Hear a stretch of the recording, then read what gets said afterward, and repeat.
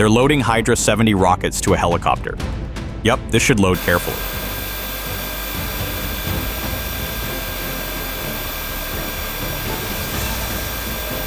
The Hydra 70 is a 2.75-inch unguided air-to-surface rocket system developed from the 1940s era.